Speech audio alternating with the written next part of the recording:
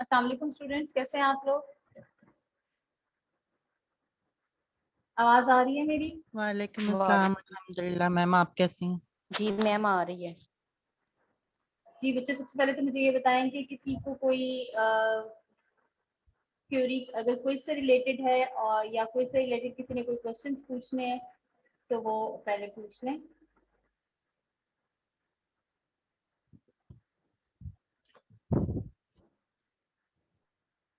Lecture number 1, lecture 2 and lecture 6 ये आप लोगों के कोर्स में शामिल है।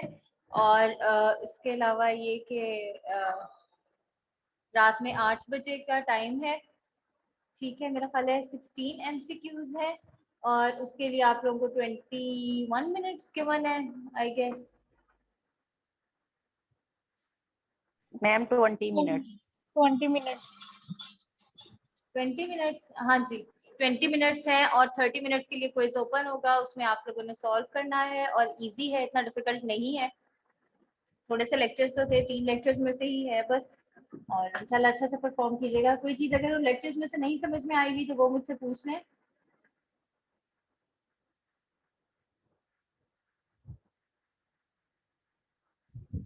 मैम ये जो लेक्चर 1 में एंटासिड्स हैं टेबल के बीच में, तो क्या चीज़ है? एंटासिड्स।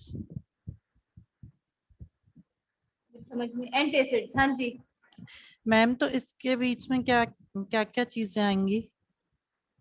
एंटासिड्स में बेटा, एंटासिड्स वो होते हैं जो हमारा जो स्टमक एसिड है उसको डिसॉल्व करने या उसको न्यूट्रलाइज करने के लिए यूज होते हैं। ठीक है, जिसकी वजह से फिर क्या होता है कि वो जो पेप्टिक अल्सर डिजीज हो रही होती है और उसको ओवरकम करने के लिए वो एसिडिक एनवायरनमेंट जो जीआईटी में बना हुआ होता है उसकी वजह से वो वर्सन हो रही होती है पेप्टिक अल्सर डिजीज, उसको फिर वो कवर अप करता है। बेटा आवाज नहीं आई, कोई कुछ कह रहा है? क्या ये मेरी, मुझे तुम्हारा आई है? हाँ जी, आज का स्टार्ट करें लेक्चर। आज हमने पढ़ने हैं एंटीबायोटिक्स ही हम पढ़ रहे हैं। अब हमने पढ़ने हैं anti malarial, anti protozoal and anti helminthic agents. क्या क्या हम पढ़ चुके हैं? हमने पढ़ा बीटा लैक्टम एंटीबायोटिक्स, फिर हमने पढ़ी जो सेल वॉल इनहिबिटर्स थे, देन हमने पढ़ी प्रोटीन सिंथेसिस इनहिबिटर्स। उसके बाद हमारे पास थे अमाइनोग्लाइकोसाइड्स, वो भी प्रोटीन सिंथेसिस ही है, डिफरेंस इसमें आ जाता है 50s और 30s वाला। उसके बाद हमने नेक्स्ट पढ़ा न्यूक्लिक एसिड इनहिबिटर्स और फिर हम आए नेक्स्ट लेक्चर पे जो मेरा ख्याल है पिछला हमने पढ़ा था वो हमारा एंटी पिछला हमने नहीं, ये एंटी मलेरियल है। लास्ट लेक्चर हमने जो पढ़ा है वो बेटा कौन सा लेक्चर था, मुझे कुछ जहन से निकल गया। एंटी टीबी पढ़ा है हमने, ये मेरा ख्याल है एंटी टीबी तो भी हमने नहीं पढ़ा। आप लोगों को भी नहीं याद कौन सा पढ़ा है? Ma'am anti fungal. फंगल। कल पढ़ा है, हाँ जी एंटी फंगल पढ़ा है। अब एंटी प्रोटोजोल एंटी मलेरियल ये हो गया। नेक्स्ट भाई हमारे पास आना है एंटी ट्यूबरकुलस है और अभी हमने पढ़ना है एंटी वायरल पढ़ना है और इसके अलावा हमने एंटी नियोप्लास्टिक पढ़ने हैं। अभी ये 3 तो इसके ही लेक्चर्स रहते हैं, चौथा जो हम आज कर रहे हैं ये छोटा सा लेक्चर है। ये थोड़ी सी ड्रग्स हैं, एंटी मलेरियल, एंटी प्रोटोजोल और एंटी हेलमिंटिक। प्रोटोजोल इन्फेक्शंस कौन से होते हैं? पैरासिटिक प्रोटोजोआ जो होते हैं वो क्या या ह्यूमन बॉडी के अंदर या बाहर उसके ऊपर रहते हैं, पैरासाइट्स होते हैं। ठीक है, इसमें क्या क्या आ जाते हैं? मलेरियल पैरासाइट है, लीशमीनियासिस है, अमीबियासिस है, जियार्डियासिस है और ट्राइकोमोनियासिस है। ये सारे नाम आप लोगों ने सुने हुए होंगे जब पहले हमने बायो पढ़ी है उसमें आई गेस। मलेरिया क्या है, क्यों कॉज होता है? प्लाज्मोडियम की वजह से होता है, वो भी प्रोटोजोल इन्फेक्शन है। 4 डिफरेंट स्पीशीज हैं प्लाज्मोडिया की और प्लाज्मोडियम की कह लें। और जो कॉज है इसका वो क्या होता है कि इन्फेक्टेड एडल्ट मॉस्किटो जो है वो बाइट करता है और उससे फिर वो जो है प्लाज्मोडियम एंटर हो जाता है ह्यूमन बॉडी में। इसके अलावा दूसरी इसकी ट्रांसमिशन कैसे हो सकती है कि अगर एक पेशेंट को मलेरिया हुआ है और उसका ब्लड ट्रांसफ्यूज कर दिया जाए किसी और इंडिविजुअल में, उसमें जा सकता है, या फिर कंजेनिटली मदर से बेबी में, या फिर इन्फेक्टेड नीडल्स जो ड्रग अब्यूजर्स यूज करते हैं, एक मतलब एक दूसरे की नीडल को यूज कर रहे हैं तो उसके थ्रू ये ट्रांसमिट हो सकता है। मलेरियल पैरासाइट प्लाज्मोडियम जिसका नाम है, उसके 2 इंडिपेंडेंट लाइफ साइकिल्स है, एक उसका सेक्सुअल साइकिल है और एक एसेक्सुअल साइकिल है। जो सेक्सुअल साइकिल है इसका वो मॉस्किटो में होता है, और जो ह्यूमन बॉडी के अंदर इसका डेवलप हो रहा होता है वो पूरा एसेक्सुअल साइकिल होता है। और इसका जो हम इसके लिए ड्रग्स यूज करते हैं वो असर कर रही होती है इस पे ड्यूरिंग एसेक्सुअल लाइफ साइकिल, क्योंकि वो ह्यूमन बॉडी मतलब जो भी मेडिसिन हम लेंगे, हम खुद लेंगे ना, मॉस्किटो को तो नहीं पकड़ के कह सकते कि चलो ये पियो दवाई या पिए खाओ, तो वो हम खुद ले ह्यूमन बॉडी में जाएगी मेडिसिन, और जो भी मेडिसिन ह्यूमन बॉडी में जा रही है वो उसके एसेक्सुअल लाइफ साइकिल में जा रही है। तो हमें जब ये पता होगा कि वो एसेक्सुअल लाइफ साइकिल उसका कैसा चल रहा है और किस स्टेप पे वो क्या कर रहा है, तभी हम ड्रग्स को उस तरीके से फॉर्मुलेट कर सकते हैं या उस तरीके से हम उनको एडमिनिस्टर कर सकते हैं कि कब कौन सी ड्रग देंगे तो वो उसके लिए इफेक्टिव होगी। ओनली इफेक्टिव ड्यूरिंग एक सेक्सुअल साइकिल, उसकी यही रीजन है कि सेक्सुअल साइकिल में हम उसको दे ही नहीं सकते, हम किस किस मॉस्किटो को दवाई पिलाएंगे यहाँ पे बैठ के।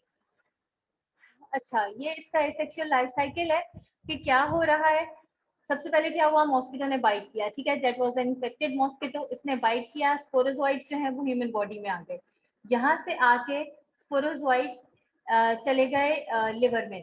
लिवर में जाके इन्होंने क्या किया, सबसे फर्स्ट पॉइंट क्या हो गया, इन्फेक्टेड मॉस्किटो ने इंजेक्ट कर दिए अपने स्पोरोजोइट्स। अब ये स्पोरोजोइट्स जो है वो माइग्रेट कर गए लिवर में, और वहां जाके उन्होंने क्या किया है कि मीरोजोइट्स बना दिए हैं।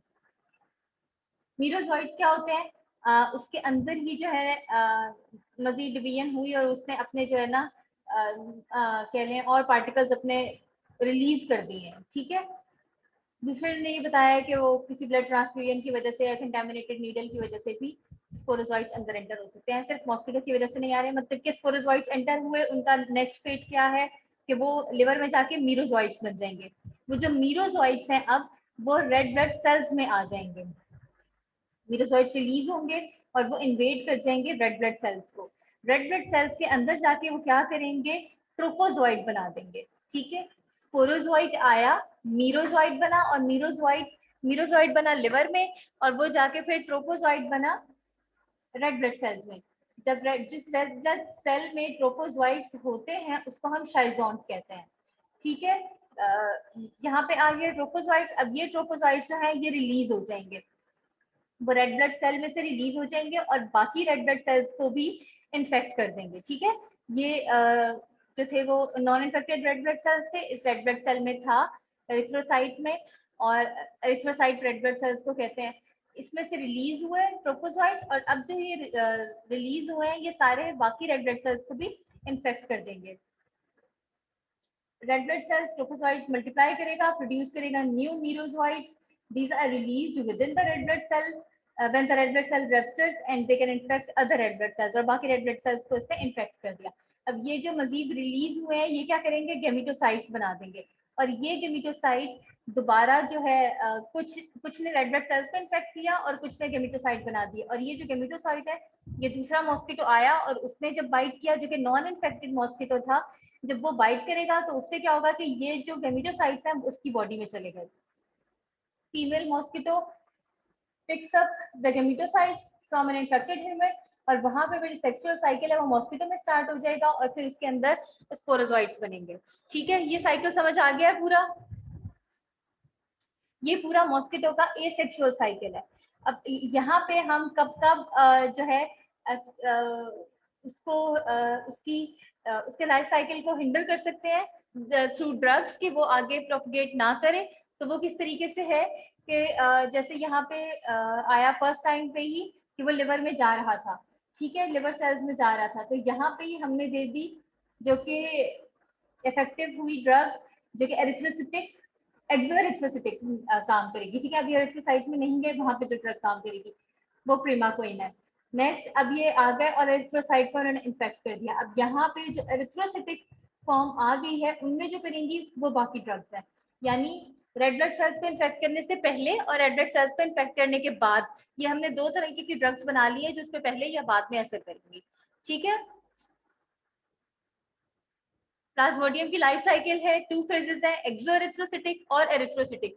जो एक्सोएरिथ्रोसिटिक साइकिल है उसका मतलब ये है कि वो आउटसाइड द एरिथ्रोसाइट यानी रेड ब्लड सेल के बाहर बाहर जो हो रहा है वो इसका एक्सोएरिथ्रोसिटिक लाइफ साइकिल है, और जो inside of the red blood cell हो रहा है वो एरिथ्रोसिटिक लाइफ साइकिल है। एंटी मलेरियल एजेंट्स का क्या काम है कि वो पैरासाइट्स को उस वक्त पे एक्ट करें कि जब भी वो हमें बाहर मिल रहा है, ठीक है, वल्नरेबल मिल रहा है। एसेक्सुअल फेज में व्हेन इट इज वल्नरेबल, कब? एरिथ्रोसिटिक फेज में और एक्सोएरिथ्रोसिटिक फेज में। एरिथ्रोसिटिक फेज में हमें कहाँ मिल रहा है? जब वो रेड ब्लड सेल्स को इन्फेक्ट कर चुका है, उसके लिए फिर हम क्या देते हैं? क्लोरोक्विन, हाइड्रोक्सीक्लोरोक्विन, क्विनीन और मेफ्लोक्विन। और एक्सोएरिथ्रोसिटिक फेज में हम प्रीमाक्विन देते हैं। अगर हम इन दोनों को एक साथ यूज करेंगे इन कॉम्बिनेशन, एरिथ्रोसिटिक और एक्सोएरिथ्रोसिटिक, तो उससे हमें साइनर्जिस्टिक इफेक्ट मिलेगा कि वो दोनों चीजों को कवर कर लेगा, एरिथ्रोसिटिक फेज को भी और एक्सोएरिथ्रोसिटिक फेज को भी। 4 अमाइनोक्विलिन डेरिवेटिव्स हैं, क्लोरीन, क्लोरोक्विन एंड हाइड्रोक्सीक्लोरोक्विन। ये क्या करते हैं? जाके किस तरीके से ये पैरासाइट को खत्म करेंगे? क्या करेंगे कि जाके पैरासाइट के न्यूक्लियर प्रोटीन्स को के साथ बाइंड कर जाएंगे, वहां पे फिर ये मजीद उसकी प्रोटीन सिंथेसिस नहीं होने देंगे। दूसरी चीज क्या करेंगे? प्रिवेंट करेंगे वाइटल पैरासाइट सस्टेनिंग सब्सटेंसेस को, यानी जो उसको फैसिलिटेट कर रहे हैं सराउंडिंग्स पैरासाइट की ग्रोथ को या उसकी लिविंग के लिए जरूरी है, उसको जो है खत्म कर देंगे। पैरासाइट की पीएच को ऑल्टर कर देंगे जिससे वो डिस्ट्रॉय हो जाए। इंटरफेयर करेंगे पैरासाइट की एबिलिटी को कि वो मेटाबोलाइज करे और एरिथ्रोसाइट के हीमोग्लोबिन को यूज करे। और क्या करेंगे अगली लास्ट चीज के वो सिर्फ ये सारे काम तभी करेंगे जब वो एरिथ्रोसाइट के अंदर होंगे, ठीक है। क्लोरोक्विन और हाइड्रोक्सीक्लोरोक्विन सिर्फ जब वो एरिथ्रोसाइट के अंदर पैरासाइट मौजूद है तभी ये सारे काम करेंगे। क्विनीन एंड मेफ्लोक्विन ये क्या काम करेंगे? पीएच को चेंज करेंगे, पैरासाइट को एबिलिटी जो थी मेटाबोलाइज करने की कि वो एरिथ्रोसिटिक हीमोग्लोबिन को यूज करे, उसे खत्म करेंगे और ये भी एरिथ्रोसिटिक फेज में ही हेल्प करेगा। डायअमाइनोपाइरिमिडीन, पायरिमिथामीन एंड ट्राइमेथोप्रेम, ये है जो हमारा एक्सोएरिथ्रोसिटिक फेज में काम करता है, ठीक है। ये क्या करेगा? डाइहाइड्रोफोलेट रिडक्टेज एक एंजाइम है जो कि एसेंशियल है पैरासाइट की लिविंग के लिए और उसके जो एसेंशियल सब्सटेंसेस हैं उनको फॉर्म करने के लिए, ये उसकी फॉर्मेशन को इनहिबिट कर देंगे। उसके अलावा टेट्राहाइड्रोफोलेट को भी की सिंथेसिस को भी स्टॉप कर देंगे, ब्लॉक कर देंगे। और इसको साइनर्जिस्टिक इफेक्ट के लिए हम सल्फाडॉक्साइन और डेप्सोन के साथ मिला के यूज करते हैं तो हमें ज्यादा अच्छे इफेक्ट्स मिलते हैं। प्रीमाक्विन ओनली एक्सोएरिथ्रोसिटिक ड्रग है, बाइंड करती है और ऑल्टर करती है डीएनए को। सॉरी पायरिमिथामीन, ये सॉरी पायरिमिथामीन जो मैंने बताई है ये एक्सोएरिथ्रोसिटिक नहीं है, ये एरिथ्रोसिटिक ही है। ये प्रीमाक्विन है एक्सोएरिथ्रोसिटिक, बाइंड करती है और ऑल्टर करती है डीएनए को। सल्फोनामाइड, टेट्रासाइक्लिन और क्लिंडामाइसिन जो है वो कॉम्बिनेशन में यूज करेंगे जिसकी वजह से प्रोटोजोअल इफेक्ट जो है वो हमें ज्यादा अच्छे अचीव होते हैं और सारे जो है वो एंटीबैक्टीरियल और एंटी मलेरियल इफेक्ट हमें मिल जाता है। इन टोटल क्या कर रहे हैं? किल कर देंगे पैरासिटिक ऑर्गेनिजम्स को। क्लोरोक्विन और हाइड्रोक्सीक्लोरोक्विन का एक फायदा ये है कि वो एंटी इंफ्लेमेटरी इफेक्ट्स भी हैं उनके। थेराप्यूटिक यूजेस ये कि एंटी मलेरियल हम इसको यूज करते हैं क्योंकि जो प्लाज्मोडियम है उसको ये किल करता है और वेरिंग इफेक्ट्स हैं इसके डिफरेंट मलेरियल ऑर्गेनिजम्स में, क्योंकि हमने कहा कि इसकी 4 फॉर्म्स हैं, प्लाज्मोडियम की 4 तरह की टाइप्स हैं, तो ये डिफरेंट तरह से एक्ट करता है। प्रोफिलैक्सिस के लिए भी यूज कर सकते हैं। और क्लोरोक्विन क्योंकि हमने बात की कि एंटी इन्फ्लेमेटरी है, रूमेटॉइड आर्थराइटिस एंड लूपस एरिथेमेटोसिस में भी यूज हो सकता है। साइड इफेक्ट्स में जो मेनली आते हैं वो गैस्ट्रोइंटेस्टिनल साइड इफेक्ट्स हैं, nausea, vomiting, diarrhoea, anorexia and abdominal pain. ये एंटी मलेरियल से नेक्स्ट हमारे पास है एंटी प्रोटोजोल्स, एटवाक्विन, मेट्रोनिडाजोल, पेंटामिडीन, आयोडोक्विनोल और पेरोमोमाइसिन, ठीक है। ये हमारे पास है एंटी प्रोटोजोल।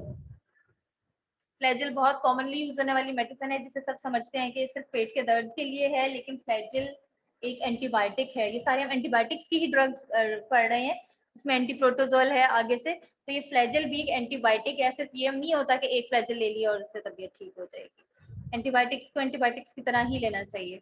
प्रोटोजोल इन्फेक्शंस कौन कौन से हो सकते हैं? एमीबिएसिस है, जियार्डियासिस है, न्यूमोसिस्टोसिस, टॉक्सोप्लाज्मोसिस एंड ट्राइकोमोनियासिस। कैसे ट्रांसमिशन होती है इसकी, पर्सन टू पर्सन, इंजेक्शन हो जाए कंटेमिनेटेड वाटर की या फूड की, डायरेक्ट कांटेक्ट हो जाए पैरासाइट के साथ, या फिर इंसेक्ट बाइट की वजह से, मॉस्किटो या टिक्स की वजह से। सबसे पहले एटोवाक्यून है, मैप्रोन नाम के नाम से जो इजीली अवेलेबल होती है। इसमें प्रोटोजोआ जो है जो बॉडी में सरवाइव कर रहा होता है उसको एनर्जी कहाँ से मिल रही होती है, माइटोकॉन्ड्रिया से। वो क्या करता है कि एटोवाक्यून क्या करता है कि सेलेक्टिव इनहिबिशन कर देता है माइटोकॉन्ड्रियल इलेक्ट्रॉन ट्रांसपोर्ट की, जिसकी वजह से उसको एनर्जी ही नहीं जाएगी और वो सरवाइव नहीं कर सकेगा। रिजल्ट क्या हुआ, no energy and leading to cellular death. Mild to moderate plasmodium parasite कैरेनाई के केस में यूज होती है ये। ठीक है बच्चा, आप लोगों को समझ भी आ रही है कि नहीं? बहुत देर से चुपचाप सारे बैठे हुए हो या सुन ही नहीं मैम आ रहे रही हो? है। Yes ma'am. जी ठीक है। नेक्स्ट है मेट्रोनिडाजोल। मेट्रोनिडाजोल क्या करती है कि डिस्टर्ब करती है डीएनए सिंथेसिस को, इसके अलावा न्यूक्लिक एसिड के सिंथेसिस को। बैक्टीरियसिडल है, अमीबिसिडल है, ट्राइकोमोनेसिडल है। ट्राइकोमोनियासिस में यूज हो गई, अमीबियासिस में, जियार्डियासिस में, एनारोबिक इन्फेक्शंस में, और एंटीबायोटिक एसोसिएटेड सूडोमेम्ब्रेनस कोलाइटिस जो होता है उस केस में ये यूज होती है। जो इंपॉर्टेंट ड्रग्स हैं उन्हें खास तौर पे याद कीजिएगा। एक एक लाइन लिखी है सिर्फ इन ड्रग्स के बारे में, बहुत ज्यादा डिटेल में क्योंकि जाने की जरूरत नहीं थी, इसलिए सिर्फ इनका जो है मेन लिखा है। और टेबुलेटेड फॉर्म में कर लीजिएगा इसको। मैंने वैसे लिखा इसी तरीके से है कि आप लोग टेबल इजीली बना पाएंगे। किस इनका मैकेनिज्म ऑफ एक्शन लिखा है, ये लिखा है कि वो क्या काम करेगी और किस चीज के ट्रीटमेंट में यूज होती है, यूं ही लिखा है सारी एंटीप्रोटोजोल ड्रग्स का। पेंटामिडीन है, इनहिबिट करती है डीएनए और आरएनए को, एग्रीगेट कर देती है राइबोसोम्स को, और डायरेक्ट लीथल है नोमोसिस्टाइटिस कैरेनाई के लिए। इनहिबिट करती है ग्लूकोज मेटाबॉलिज्म को, उसके प्रोटीन और आरएनए सिंथेसिस को, क्योंकि डीएनए और आरएनए को ही वो कर रही है और उसको ही सारा कुछ जो है ना मजीद आगे प्रोपोगेट नहीं होने देती। और इंट्रासेलुलर अमीनो एसिड की ट्रांसपोर्ट को स्टॉप कर देती है। पैरासाइट कैरेनाई नमूनिया के केस में और अदर प्रोटोजोल इन्फेक्शंस में यूज होती है। हाइड्रोक्विनोल है, यूडोक्सिन या डाइक्विनोल के नाम से। ल्यूमिनल या कंटेक्ट अमीबिसाइड जो होता है उसके लिए ये यूज होती है। उस वो ल्यूमिनल या कॉन्टेक्ट अमीबिसाइड कहते हैं क्योंकि ये इंटेस्टिनल ल्यूमिन में जाके एक्ट करती है एक्चुअली, जहाँ पे व्यक्ति हाँ जी, जहाँ पे ये प्रोटोजोआ जाके इंटेस्टाइन में स्टे किया हुआ होता है, वहां पे जाके और फिर ये अपना एक्शन शो करती है, इसलिए इसे ल्यूमिनल कहते हैं। डायरेक्टली किल करती है प्रोटोजोआ को, इंटेस्टिनल एमीबियासिस के केस में यूज होती है। पैरोमोमाइसिन है, ल्यूमिनल या कंटेक्ट अमीबिसाइड है, ये भी इनहिबिट करती है प्रोटीन सिंथेसिस को, एमीबियासिस में, इंटेस्टिनल प्रोटोजोल इन्फेक्शंस में यूज होती है, और इसके अलावा एडजुवेंट थेरेपी में इन हेपेटिक कोमा। साइड इफेक्ट्स इनके क्या है, एटोवाक्यून में nausea, vomiting, diarrhoea, anorexia common है। मेट्रोनिडाजोल में मेटालिक टेस्ट आता है, ये तो सबको पता ही होगा कि फ्लेजर खाने से बहुत गंदा सा टेस्ट हो जाता है मुंह का। Nausea, vomiting, diarrhoea, abdominal cramps. Iodoquinol है, नोजिया, वॉमिटिंग, डायरिया, एनोरेक्सिया और ए ग्रेनुलोसाइटोसिस। जो डिफरेंट सा होता है उसे खास तौर पे याद कर लिया करें। नोजिया, वॉमिटिंग, डायरिया तो आप लोगों ने वैसे भी हर किसी में कहना ही होता है। जो डिफरेंट एक चीज आ रही होती है वो याद करिए। एटोवाक्यून है तो वो एनोरेक्सिया करेगा, मेट्रोनिडाजोल है तो मेटालिक टेस्ट करता है, आइडोक्विनोल है तो वो ए ग्रेनुलोसाइटोसिस करता है। पेंटामिडीन से ब्रोंकोस्पैज्म हो सकता है, leucopenia, thrombocytopenia, acute pancreatitis, acute renal failure और लिवर फंक्शन टेस्ट जो है वो भी इंक्रीज हो जाते हैं इसके। पैरोमोमाइसिन से nausea, vomiting, diarrhoea and stomach cramps है। नेक्स्ट हम आ जाते हैं एंटी हेलमिंटिक्स पे। इसमें से जो मैंने कलर कर दी थी ये इंपॉर्टेंट है, नाम याद करना इनके, मेबिंडाजोल, नाइक्लोसामाइड, पिप्राजीन, प्रेजिक्वेंटल और थायाबेंडाजोल। ये इस वजह से क्योंकि ये ज्यादा यूज होती है, ज्यादा कॉमनली इन ड्रग्स को यूज किया जाता है, कॉमनली अवेलेबल होती है, इसलिए मैंने कहा कि बस ये याद करने की जरूरत है आपको। वैसे 3 ही छोड़ी है सिर्फ, लेकिन ठीक है। एंटी हेलमिंटिक्स ट्रीट करिए पैरासिटिक वर्म इन्फेक्शंस को। वर्म इन्फेक्शंस बच्चों आप लोगों ने ये माइक्रो पढ़ी है?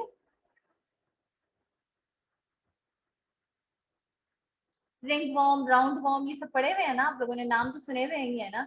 तो वो वर्म इन्फेक्शंस होते हैं जिनको हम हेलमिंटिक इन्फेक्शंस कहते हैं। हेलमिंट्स क्या है? इनके लार्ज होते हैं, और जो भी बॉम्ब्स की बात हम करें लार्ज होते हैं और इनका कॉम्प्लेक्स सेलुलर स्ट्रक्चर होता है।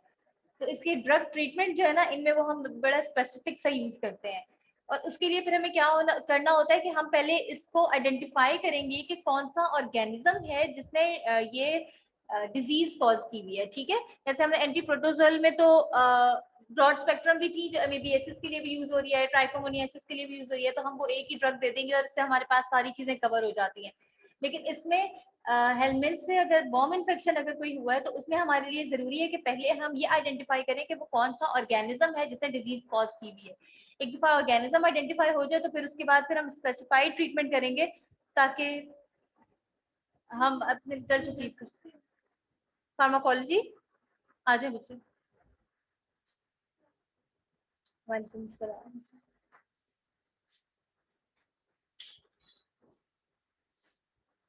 अभी तक कहाँ थे आप लोग बच्चे? क्लास मैंने ये आप लोगों को ईमेल भी इसीलिए की थी कि 501 लैब अभी सेट ही नहीं हुई, जो हमारे टाइम टेबल में लिखी भी है ना, तो इसीलिए मैंने खास तौर पे ये की थी कि सेक्शन एफ वाले बच्चे ऑनलाइन ही ले। वो तो मुझे बाई चांस आज कोई रूम मिल गया क्लास लेने के लिए, वरना अब तक मैं ऑफिस से ले रही थी। अभी तक लेक्चर लिया आप लोगों ने? कुछ सुना है पिछला कि नहीं सुना? अभी जो सुबह से चल रहा है। अच्छा बच्चा, एंटी हेलमेंटिक्स हम पढ़ रहे हैं अब, ठीक है। एंटी प्रोटोजोल अब नजर तो आप लोगों को आएगा नहीं। इधर आ जाओ चेयर लेके, क्योंकि वो तो ऑन ही नहीं करवाया। इधर आ जाओ, ये चेयर्स हैं इधर। तो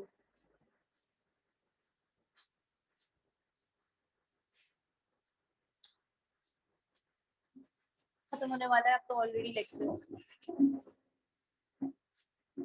एंटी हेलमेंटिक्स की हम बात कर रहे थे कि हमें डिजीज स्पेसिफिक हम ड्रग देते हैं कि कौन पहले हम आइडेंटिफाई करेंगे कि कौन सा ऑर्गेनिज्म है, उसके अकॉर्डिंग फिर हम ड्रग देंगे। कैसे इसको चेक करते हैं कि हम पेशेंट के यूरिन में, ब्लड में, स्पूटम में या किसी भी टिश्यू में हम उसके पैरासाइट के ओवा को या लार्वे को आइडेंटिफाई करते हैं कि वो कौन सा है, या फीसिस में। खास तौर पे ज्यादातर फीसिस में ही होता है क्योंकि ये गैस्ट्रोइंटेस्टिनल इन्वॉल्वमेंट ही होती है ज्यादातर बॉम्ब्स की। सेस्टोड्स हैं जो कि टेप फॉर्म्स होते हैं, नीमाटोड्स हैं जो राउंड फॉर्म्स हैं, और ट्रीमाटोड्स हैं जिनको हम फ्लूक्स कहते हैं। ये याद है आप लोगों को? पढ़े हुए हैं टेप फॉर्म के, मुझे नहीं याद। राउंड फॉर्म्स होते हैं जो बिल्कुल राउंड होते हैं, और फ्लूक्स या ट्रीमाटोड्स होते हैं वो बिल्कुल फ्लैट सर्फेसेस वाले होते हैं। ठीक है। एंटीहेलमिंटिक्स के mechanism of action and uses है। सबसे पहले डाइइथाइल कार्बामेजीन है, ये इनहिबिट करता है रेट ऑफ एम्ब्रियोजेनेसिस को, उसको आगे ग्रो करने से रोक देता है। थायापेंटाजोल है, ये क्या करता है? एक एंजाइम है जो कि उसकी ग्रोथ के लिए जरूरी है, हेलमिंथ की फ्यूमरेट रिडक्टेज, ये उसको स्टॉप कर देता है, उसको इनहिबिट कर देता है, जिसकी वजह से जो है हेलमिंथ आगे ग्रो नहीं कर सकता। ये दोनों जो है ये यूज हो रही है नीमाटोड्स के लिए, जो कि टिश्यू को या फिर सम राउंड वॉर्म्स के लिए यूज हो रही है। ठीक है। पिप्राजीन और पायरेंटल है, ये क्या करती है? एसिटाइलकोलिन को न्यूरोमस्कुलर जंक्शंस पे, जो हमारा न्यूरोमस्कुलर जंक्शन है वहां पे ब्लॉक कर देती है। ठीक है। और इसकी वजह से क्या होता है कि जो वॉर्म्स होते हैं वो भी पैरालाइज हो सकते हैं, और फिर उनको वो जीआईटी के थ्रू वो एक्सपेल हो जाते हैं बॉडी से। निमाटोड्स के लिए यूज होते हैं जिन्हें जाइंट वॉर्म या पिन वॉर्म स्पेसिफिक हैं जिनमें उसमें ये यूज होते हैं। मेबिंडाजोल इनहिबिट करती है ग्लूकोज अपटेक को और अदर न्यूट्रिएंट्स को, और डेथ करवा देती है पैरासिटिक की, मतलब ऑटोलाइसिस, ऑटोलिटिक डेथ हो जाती है, खुद ही मर जाता है। ये सेस्टोड्स के लिए और नीमाटोड्स के लिए यूज होता है। साइक्लोसामाइड है, ये क्या करता है कि बॉम्ब्स ने जो जीआईटी को बॉल पे जाके अटैच हुए हुए होते हैं वहां से उसको डिसलॉज करता है, और जब डिसलॉज कर देता है तो वो हमारे फूड में आ गया, यूं कह लीजिए इंटेस्टाइन में आ गया। जब वहां आया तो वो अपने मतलब बाकी चीजों की तरह उसको भी डाइजेस्ट कर लेता है, और जब डाइजेस्ट हो जाता है तो उसके बाद वो एक्सपेल हो जाता है बॉडी से, और ये सेस्टोड्स की ट्रीटमेंट के लिए यूज होता है। ऑक्सेमनिक्विन है और प्रेसिक्वेंटल है, ये भी पैरालिसिस कर देती है वॉर्म्स के मस्कुलेचर की और इमोबिलाइज कर देती है उनको। ये सकर्स होते हैं जो ट्रीमाटोड सेस्टोड्स में सकर्स हैं, ये स्पेसिफिक उनके लिए यूज होती है। सकर्स क्या होते हैं? वही जो अटैच हो जाते हैं वॉल के साथ और वहां से जो है ना वो ब्लड को सक कर रहे होते हैं जीआईटी में। ये भी यही करेगी कि वॉर्म को डिसलॉज कर देगी मेसेंट्रिक वेन से, लिवर में आ जाएंगे और फिर वहां से होस्ट टिश्यू रिएक्शन से ये किल हो जाएंगे। नाइक्लोसामाइड, ऑक्सेमनिक्विन, प्रेज़िक्विंटल, थियापेंडाजोल, पिप्राज़ीन, पायरेंटल, इन सब का साइड इफेक्ट यही है कि नोजिया, वोमिटिंग, डायरिया, डिजीनेस और हेडेक कॉज करते हैं। मेबिंडाजोल का इसमें खास ये है कि ये डायरिया भी कॉज करता है, टिश्यू नेक्रोसिस भी कॉज करता है। नर्सिंग इम्प्लीकेशंस कि इनको एडमिनिस्टर किस तरीके से करना है, हमने थेरेपी स्टार्ट करने से पहले पूरी हिस्ट्री लेंगे, असेस करेंगे किसी भी एलर्जी के लिए कि किसी इनमें से किसी भी ड्रग से एलर्जी ना हो, कोई साइड इफेक्ट ना हो, बेसलाइन वाइटल्स लेंगे पेशेंट के, उसके बाद कंडीशंस चेक करेंगे जो कि कॉन्ट्राइंडिकेट कर दे इसके यूज को। फॉर एग्जांपल ड्रग इंटरेक्शंस हो सकते हैं कि कोई पेशेंट किसी और डिजीज के लिए ड्रग ले रहा हो और उसमें फिर हम ये ना दे सकते हो। ड्रग इंटरेक्शंस जब डिटेल में पढ़ेंगे तो फिर ये उसमें पढ़ेंगे कि किसमें हम ये नहीं दे सकते। इनमें से कुछ की है कि यूरिन में स्मेल आ जाती है, स्पर्जस लाइक ऑडर जो कि थोड़ी पंजेंट सी होती है, अनयूजुअल स्किन कलर हो सकता है, मेटालिक टेस्ट। इस सब के लिए आपने पेशेंट को पहले से बता देना है कि ये हो सकता है साइड इफेक्ट्स इसके। जितना टाइम के लिए कहे जाए, जो मैंने अभी पहले बात की थी कि फ्लैजिल को लोग ऐसे ही कहते हैं कि चलो पेट में दर्द हो रहा है तो एक टैबलेट खा ली, ऐसा नहीं है। इनका असर तभी होगा कि जितने ड्यूरेशन के लिए इनको लेना चाहिए या जितने ड्यूरेशन के लिए ये प्रेस्क्राइब की गई हैं और जिस तरीके से जिस ऑर्डर में प्रेस्क्राइब की गई हैं उसी तरीके से ले जाएं। फ्लैजिल की ही एग्जांपल देती हूँ, फॉर एग्जांपल कि उसको मिनिमम 3 डोजेस पर डे 3 दिन के लिए लिया जाए, मतलब ऐसे 9 टैबलेट्स ली जाए तो ही उसका असर होता है, वो 1 गोली 2 गोली खाने से फर्क नहीं पड़ता। वही ना बच्चे, ये मिसकंसेप्शन है ना कि फ्लैजिल एक ऐसी पेट के दर्द की दवाई है, ठीक है, तो 1 गोली खा लेंगे तो पेट का दर्द ठीक हो जाएगा, वो उस एक का भी कोई फायदा नहीं है जब तक हम इसका पूरा नहीं करेंगे कोर्स जो भी होता है। कोई भी एंटीबायोटिक हो उसका जब तक कोर्स पूरा नहीं करेंगे वो अपना असर नहीं करती, क्योंकि एंटीबायोटिक का काम क्या है कि वो बॉडी में जाके एक पर्टिकुलर लेवल अचीव करवा देती है, उसको डिस्ट्रॉय करके या उसको बैक्टीरियोस्टैटिक एक्शन अपना शो करके एक लेवल अचीव करवा दिया उसने।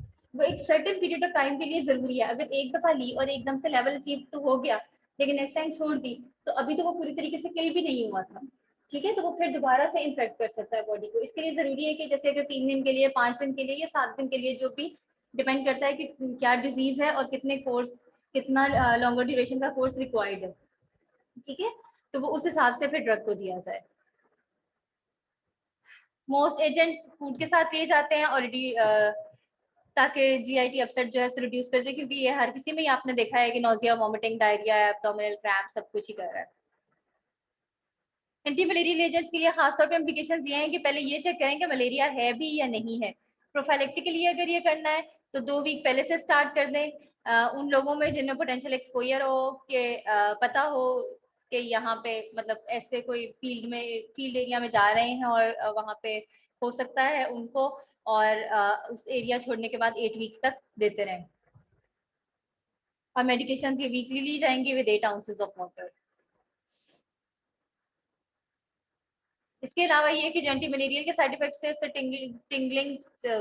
टिंगलिंग सी सेंसेशंस आती हैं ईयर में, रिंगिंग सी ईयर में फील होती है, हियरिंग भी डिक्रीज हो सकती है, visual difficulties, nausea, vomiting, profuse diarrhoea और एब्डोमिनल पेन हो सकती है। इस वजह से पेशेंट को पहले ही कहते हैं कि इस किस्म का अगर कोई भी सिम्टम अपीयर हो तो वो पहले बता दें ताकि जो है वो उसको किया जा सके। दूसरी चीज से ये भी बता दें कि ये रिकर भी कर सकता है मलेरिया, यानी एक बार ट्रीट हो जाए तो दोबारा भी हो सकता है, इसलिए इससे भी परेशान ना हो और फौरन बता दे डॉक्टर को ताकि उसका इमीडिएट ट्रीटमेंट दोबारा किया जा सके।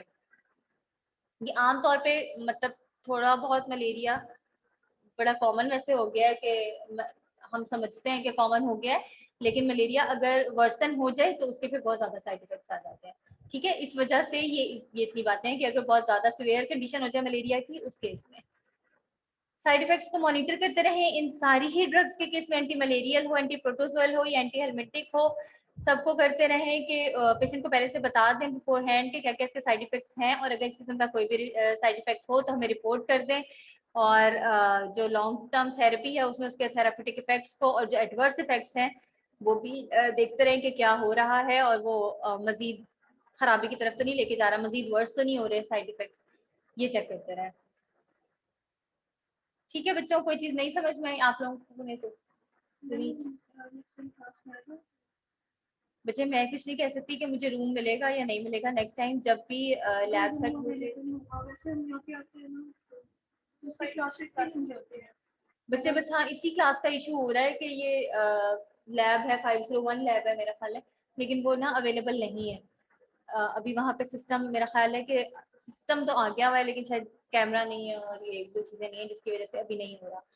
तो वो देखें क्या पता फ्राइडे तक हो जाए। अब जब भी हो जाएगी अवेलेबल मैं पता करती रहूँगी, तो मैं आप लोगों को खुद ईमेल कर दूंगी कि आप लोग क्लास में रहेंगे, क्लास में लेक्चर लेने। इसके अलावा ये कि जैसे आज हुआ तो मैं नेक्स्ट टाइम अगर मुझे कोई रूम मिल गया तो मैं आप लोगों को ईमेल कर दूंगी कि मैं फलाने रूम में हूँ और जो यूनिवर्सिटी में अवेलेबल है वो इस रूम में आता है, ठीक है। और वैक्सीनेशन करवा लिया आप लोगों ने फर्स्ट डोज, ठीक है।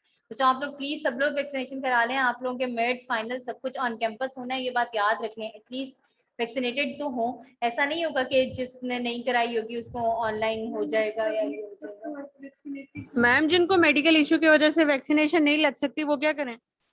किस किस्म का मेडिकल इशू है जिसकी वजह से वैक्सीनेशन नहीं लग सकती बच्चे? मैम प्रेगनेंसी का इशू है। बेटे प्रेगनेंसी में तो मना नहीं है। मैम मना मैम है। बुखार हुआ हुआ है। मैम फीवर में भी कहते हैं नहीं लगवा सकते हैं, तो इस वजह से नहीं अभी तक लगवाई। तो किसी भी चीज कोई भी कॉन्ट्राइंडिकेशन नहीं है, आप हर चीज में लगवा सकते हैं।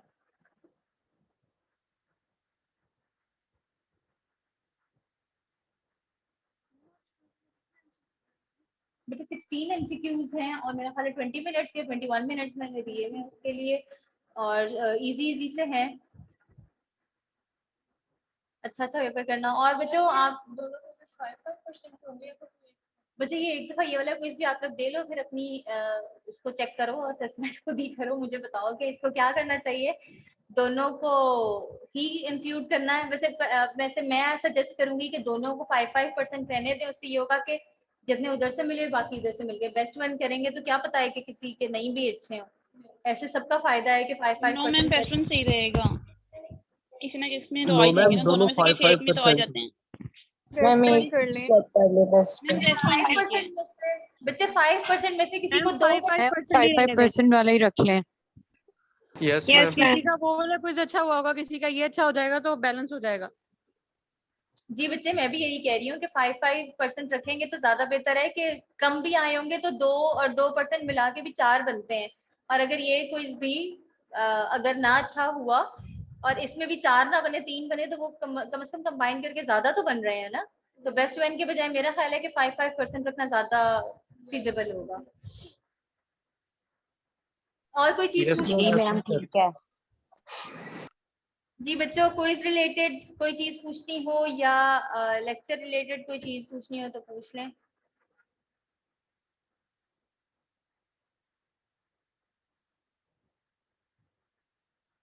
सोचा मैंने यही था कि मैं ये एक आध लेक्चर मिला के पढ़ाऊंगी, एंटी प्रोटोजोल के साथ एंटीवायरल मिला दूंगी। बड़े अरसे से एंटीबायोटिक्स चले जा रही है, खत्म ही नहीं हो रही। अब बोरिंग होते जा रही है फार्मा बहुत ही ज्यादा, लेकिन ये वैसे है भी बोरिंग ही। बहुत ज्यादा कोर्स है ना ये एंटीबायोटिक्स में ही, तब से तो एंटीबायोटिक्स ही चल रही है, एंटीबायोटिक्स इतनी ज्यादा हो जाती है। हम थोड़ा सा मैम कोर्स हमारे निकाल दें आप। कैंपस पे होंगे। ये आप लोग क्या क्या पढ़ा था फार्मा में? मैम मैम मिड का सिलेबस बता दें। बच्चे अभी मैंने सोचा ही नहीं है। मैम जल्दी बता दें, हमने प्रिपेयर। अच्छा मैं जल्दी बता दूंगी। मैम मैम लास्ट लेक्चर की अटेंडेंस नहीं लगी। लास्ट लेक्चर की अटेंडेंस पोर्टल पे नहीं शो हुई? नो मैम, वो एब्सेंट आ रही है। तो आप नहीं थे क्या? मैं था, आप चेक कर ले। अच्छा मैं चेक करती हूँ। मैम ये दोबारा बता दें, मिड्स ऑनलाइन होना है या ऑन कैंपस? मिड बेटे ऑन कैंपस होंगे, ज्यादा उम्मीद यही है। इसीलिए कह रहे हैं कि आप लोग वैक्सीनेशन करवा लें, कहीं ये ना हो कि आप लोगों को मिड से एक दिन पहले जाके फर्स्ट डोज सबको लगवानी पड़े, इसलिए पहले से करा के रख लें। क्योंकि करानी तो है ही बच्चों, वही बात मैम है। लेकिन मुझे मेरी डॉक्टर ने मना किया लगवाने से, क्योंकि मुझे किडनी का भी इशू हो रहा है, तो उसने मुझे मना किया, तो मैं अब क्या करूं? बेटा आप फिर बात कर लें कोऑर्डिनेटर से। मैम मैंने की थी, मैंने सर अफनान से बात की थी कल, तो उन्होंने मुझे कहा था कि मैं अपने सारे टीचर्स को मेल कर दूं ये अपना इशू और एविडेंस सेंड कर दूं कि मेरा ये प्रॉब्लम है। ठीक है बच्चे, फिर आप जब तक ऑनलाइन चल रहा है ऑनलाइन ही लेती रहें, और जब जरूरी होगा आना सिर्फ जैसे कि मिड के लिए या इस तरह से, तो तभी आइएगा, या जब ऑनलाइन सिस्टम बिल्कुल खत्म हो जाएगा सिर्फ तभी आइएगा। ठीक जी है। ठीक है मैम, ठीक है मैम। किसकी एब्सेंट लगी हुई है लास्ट लेक्चर में? मैम मुझे पता आदिल नहीं। रियाज। बच्चे आप नहीं होगे ना, फिर क्यों लगी हुई है एब्सेंट?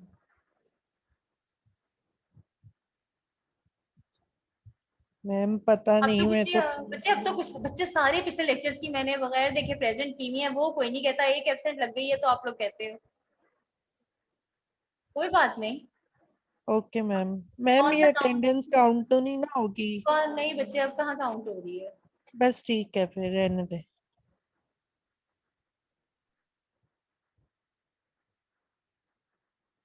क्लास पार्टिसिपेशन के लिए ही देखी, तो बस क्लास पार्टिसिपेशन में इसके थोड़े से मार्क्स ऐड कर देंगे, और तो कुछ भी नहीं।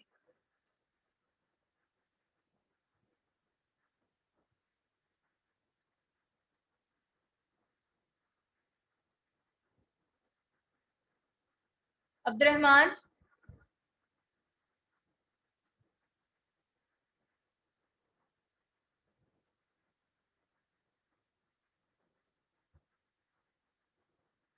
Ahmad Sajjad,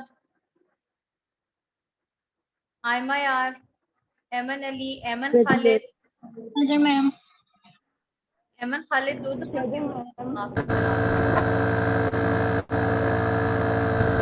Ayesha Rashid, present ma'am. अली हसन, अमरीन अशरफ, अमतुल काफी, Anila Nasir, present. Anusha present Shahid, ma'am. Present ma'am. खाली। ठीक है आपका।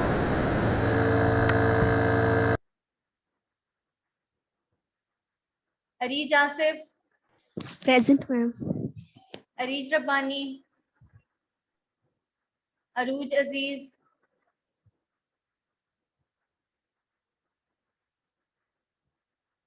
अरूशा सईद,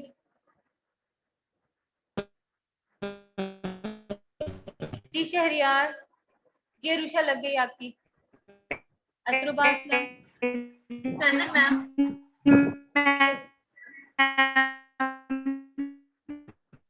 आयशा हसन, प्रेजेंट मैम। आयशा लतीफ,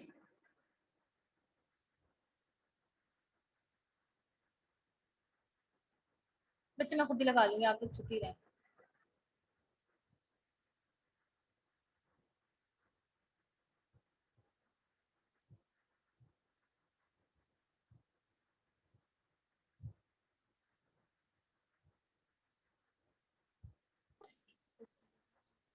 बच्चों आप दोनों के नाम आएंगे तो बता देना।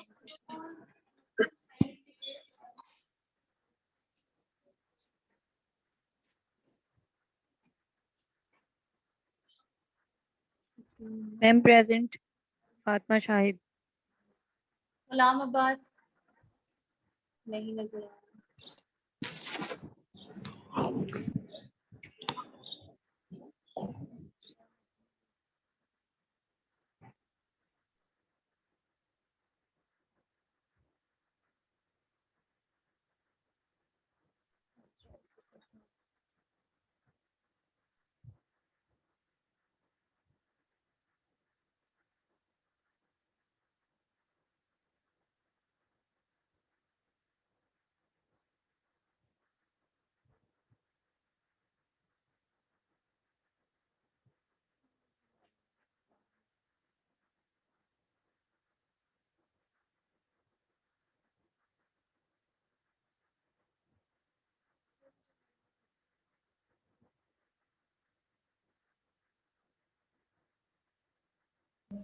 मैम जी बच्चे, मैम आपकी आवाज नहीं आ रही। आपको नहीं आ रही तो मैं मेरी आपने नाम ही नहीं बोला। आपकी अटेंडेंस प्रेजेंट ही मार्क हुई है ना? हाँ जी प्रेजेंट हुई, लेकिन अभी हुई है, वो पहले नहीं थी। अच्छा ठीक है बस।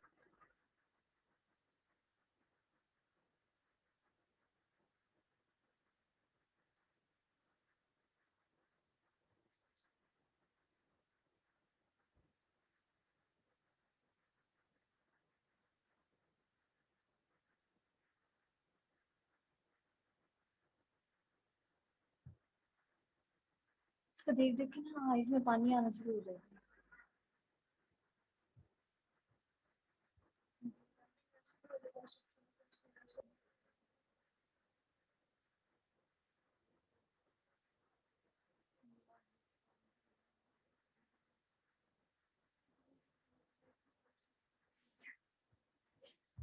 तो शायद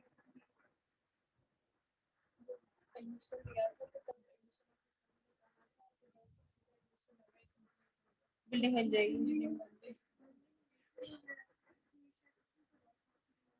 हाँ, बीच में स्टॉप हो गया थी कंस्ट्रक्शन।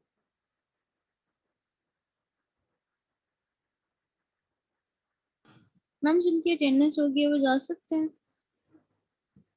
हाँ जी, चले जाए। Thank you ma'am.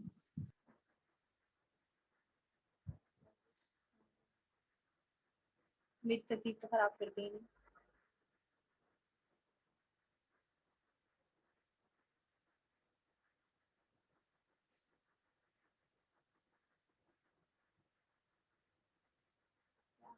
के साथ मुन्ना से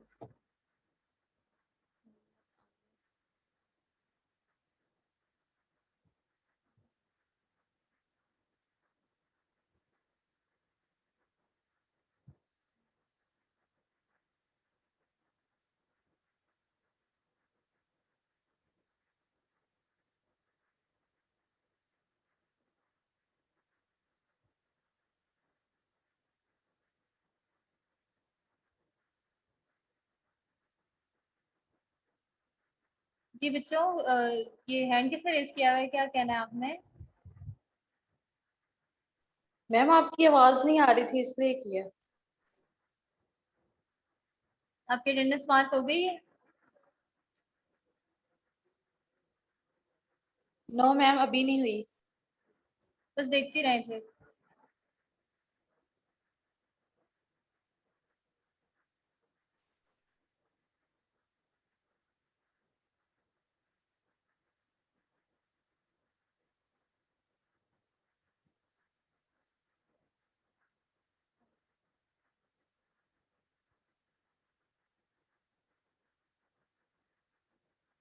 क्या आपका नाम क्या है?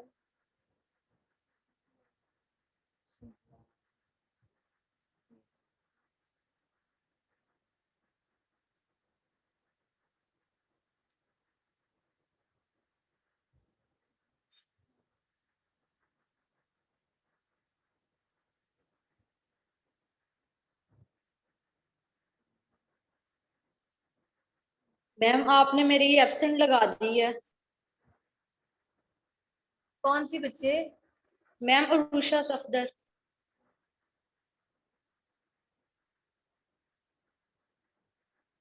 ठीक है बच्चा, लग गई सबकी, आप लोग लीव कर सकते हैं।